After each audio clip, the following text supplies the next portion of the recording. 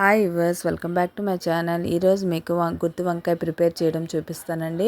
వంకాయలని శుభ్రంగా కడుక్కొని ఇలా ఘాట్లు పెట్టుకొని కొంచెం సాల్ట్ వేసి నానబెట్టుకొని పక్కన ఉంచుకున్నాక మీకు మసాలా అయితే చూపిస్తానండి. వెల్లుల్లిపాయలు, అల్లం వెల్లుల్లిపాయలు, ఉల్లిపాయ ఒక 5-6 ఎండుమిర్చి వేసుకోవాలి.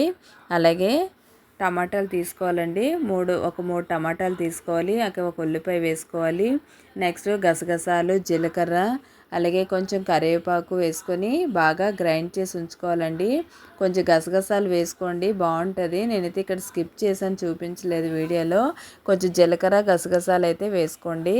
అవి మసాలా పట్టుకొని పక్కన ఉంచుకున్నాక పాన్ తీసుకొని ఈ విధంగా నూనె వేసుకొని మనం ఘాట్లు పెట్టుకున్న వంకాయలను అయితే కొంచెం సాల్ట్ వేసి బాగా ఫ్రై చేసుకోవాలి. మరీ ఎక్కువ ఫ్రై కాకుండా మీడియంలో మీరు ఫ్రై చేసుకోండి. ఎందుకంటే మళ్ళీ ఉడకబెడతాం కదండి మసాలాలో, అందుకని మీడియంగా మనం ఫ్రై చేసుకొని పక్కన ఉంచుకోవాలి. ఈ విధంగా చూస్తున్నారు కదా, ఈ విధంగా పక్కన ఉంచుకోవాలి. పక్కన ఉంచుకున్న తర్వాత అదే కళాయిలో మనం కట్ చేసుకున్న ఉల్లిపాయలు వేసుకొని ఫ్రై చేసుకోవాలి. ఫ్రై చేసిన తర్వాత కొంచెం కరివేపాకు, అలాగే మసాలా మనం ప్రిపేర్ చేసి పెట్టుకున్నాం కదండి, ఆ మసాలా, అలాగే తగినంత కారం, ధనియాల పొడి వేసుకొని ఈ మసాలాని పచ్చివాసన పోయినంత వరకు మనం ఫ్రై చేసుకోవాలండి. ఇలా ఫ్రై చేసుకున్న తర్వాత కొంచెం నూనె అయితే పడుతుందండి, గుత్తి వంకాయ కదండి, మరి కొంచెం నూనె అయితే ఎక్కువే పడుతుంది. నూనె వేసుకొని చక్కగా ఈ విధంగా పచ్చివాసన పోయేంత వరకు ఫ్రై చేసుకోండి.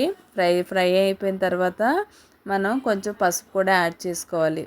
పసుపు యాడ్ చేసిన తర్వాత బాగా ఫ్రై అయిపోయి నూనె వేరేగా మసాలా వేరు పడుతుందండి. నూనె అయితే బయటకు వచ్చేస్తుంది.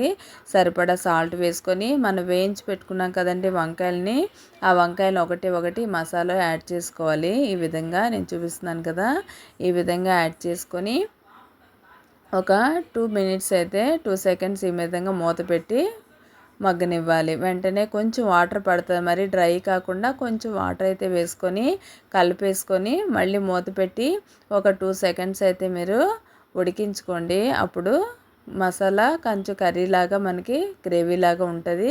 ఇంకా ఉడికిపోయినట్టేనండి. ఇంకా ఫైనల్గా గరం మసాలా వేసుకొని మనం సర్వ్ చేసుకోవడమే.